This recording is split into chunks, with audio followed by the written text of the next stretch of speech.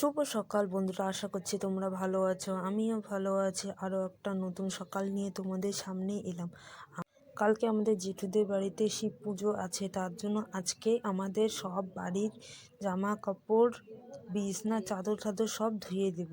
বিছনার চাদরগুলো আমি বাইরে বের করে রেখেছি, এখন আমি একটু পরেই ভিজিয়ে রাখবো। আমি এখানে জামা কাপড়গুলোকে ভিজিয়ে রাখছি। জামা কাপড় ধোয়াটা তোমাদের সঙ্গে আর শেয়ার করলাম না। আমি জামা কাপড়টা ধুয়ে শুকাতে দিয়ে দিয়েছি। আজকে সকালে খুব কুয়াশা পড়ে গেছে, খুব ঠান্ডা লাগছে আমাদের। তারপরে আমি ঘরটাকে ঝাড়ু দিয়ে দিচ্ছি। ঘরটা খুব নোংরা হয়ে গেছে। এই শীতকালে ঘর দুপুরগুলো একটু বেশি নোংরা হয়। তোমরা দেখতেই পেরেছো, আগের দিন আমাদের অনেক জামা কাপড়, বিছানা চাদর টাদর সব পরিষ্কার করা হয়েছে, কিন্তু ঘরটা পরিষ্কার করা হয়নি। আজকে আমাদের ঘর দুপুর পরিষ্কার করছি। আমি ঘরগুলোকে ভালোভাবে ঝাড়ু দিয়ে পরিষ্কার করে নিচ্ছি।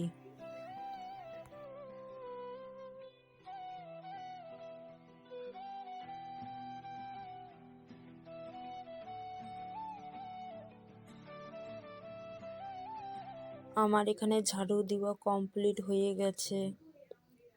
ঝাড়ু দেওয়ার পরে আমি ঘরটাকে ভালোভাবে মুছে নেব।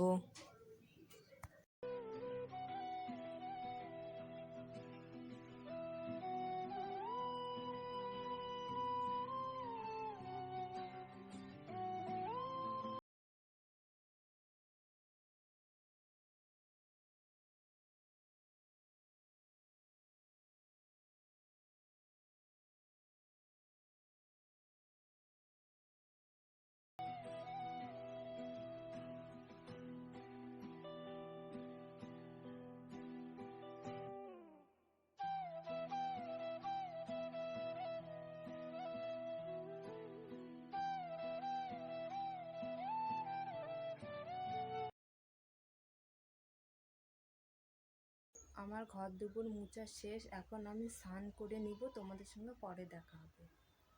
আমার স্নান করা কমপ্লিট। এখন যাচ্ছি আমি জেঠিদের বাড়ি। জেঠিদের বাড়িতে শুনি যে পুজো হয়ে গেছে, এদিকে রান্না বসিয়ে দিয়েছে সবাই। বাড়ির ভিতরে যেয়ে দেখি সবাই সামনের বটগাছটাতে পুজো দিতে এসেছে। আমিও তারপরে চলে আসলাম। আমি এখানে ভাস্তিকে ধরে বসে আছি, আর ওদিকে রান্না হচ্ছে। বুনু আর আমি এখানে পাঁপড় ভেজে নিচ্ছি গরম গরম।